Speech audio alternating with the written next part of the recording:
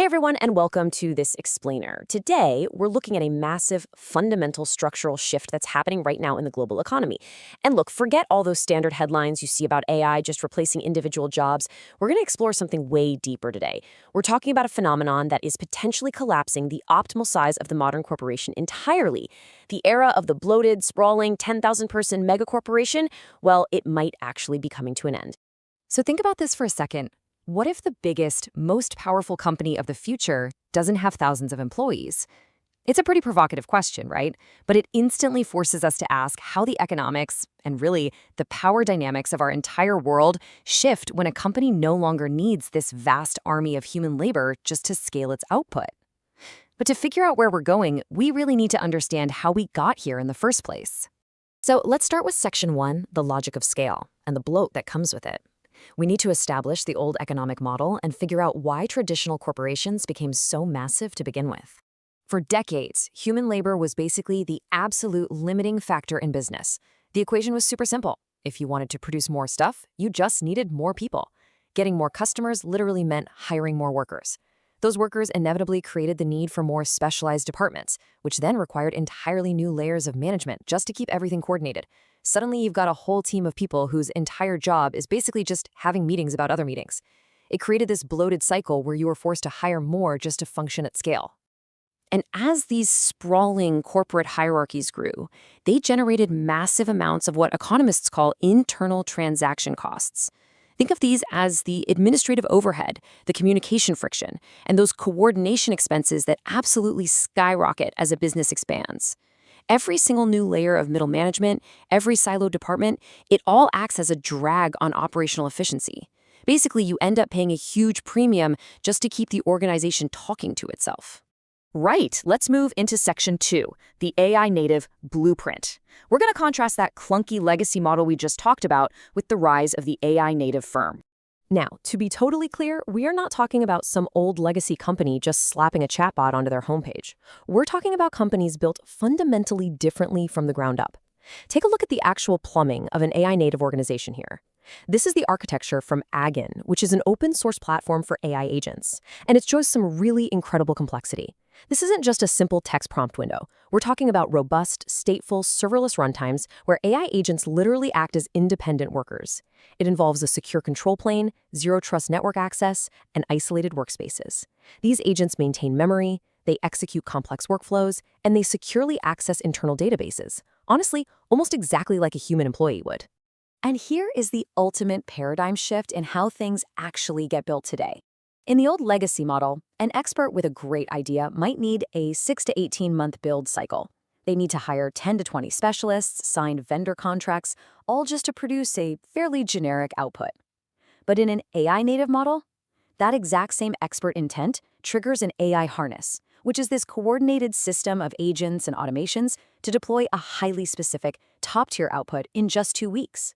The game changer here is that you are scaling agents now, not headcount.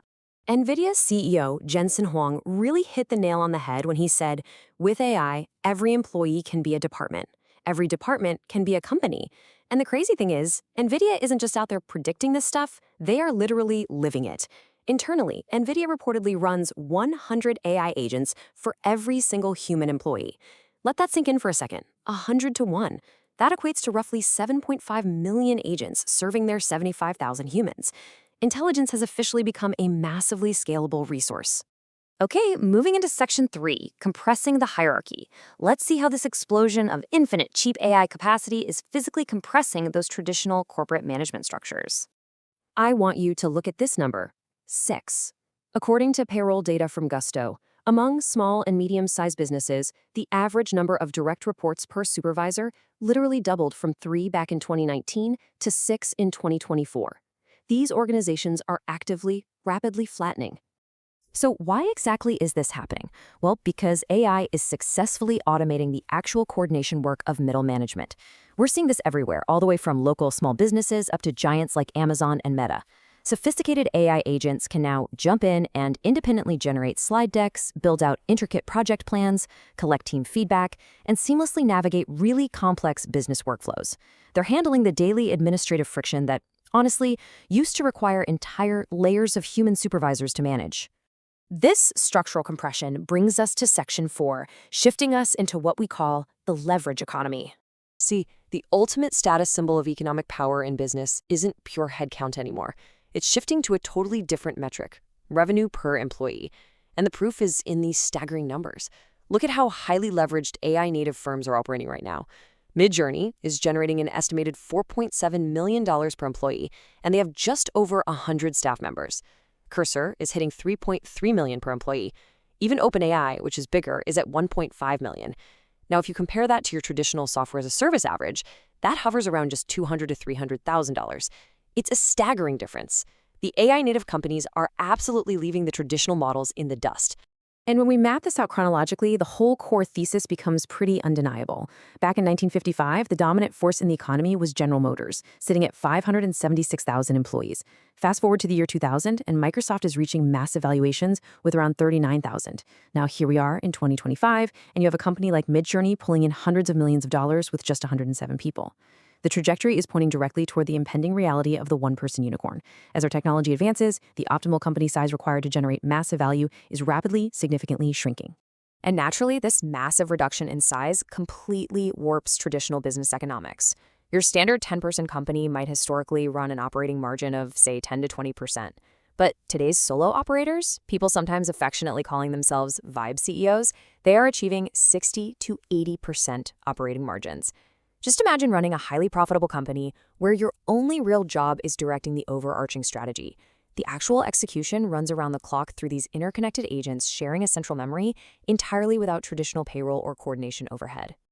Now, moving to Section 5, limits and reality checks. Before we get totally carried away, we do need to ground this and look at the realistic limitations here.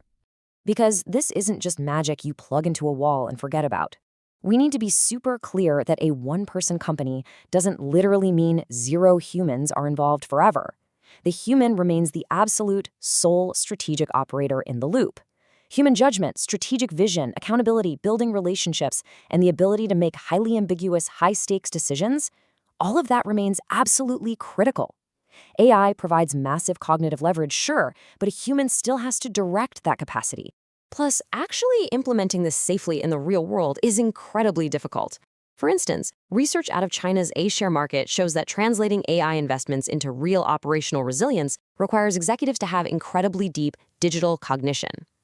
Technically speaking, when you give autonomous agents access to your internal systems, you introduce very high risks of credential leaks, things like prompt injection attacks. It demands highly complex zero-trust networking.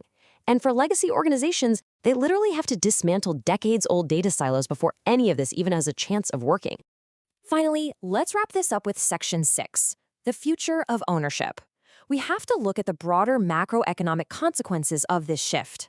What actually happens to society if generating massive economic output just no longer requires massive labor forces?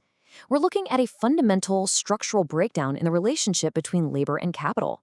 In the traditional labor economy, a significant chunk of a company's value was distributed back out to the workforce in the form of wages. But in this new leverage economy, where production relies on maybe a single human delegating to a vast fleet of AI workers, that value generated doesn't flow back out to a large middle-class workforce. It's overwhelmingly captured at the very top by the software providers, the investors, and the owners.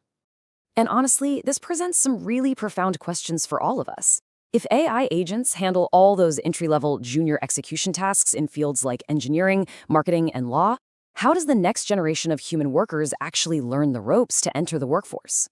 We are looking at massive wealth generation, sure, but with a severely shrunken wealth-sharing footprint. We might even see the rise of what you could call invisible enterprises, where internal operations happen entirely inside private AI loops, completely evading traditional regulatory monitoring, which could lead to a really drastic concentration of capital. Which brings us to the ultimate, overarching question we all have to grapple with moving forward. If intelligence and operational execution become incredibly cheap and infinitely scalable, who actually owns the future? The shrinking of the modern corporation isn't just a fun tech story about workflow efficiency. It's a story about the fundamental reshaping of global economic power. Thank you so much for joining me for this explainer. Keep asking the tough questions, and I'll catch you next time.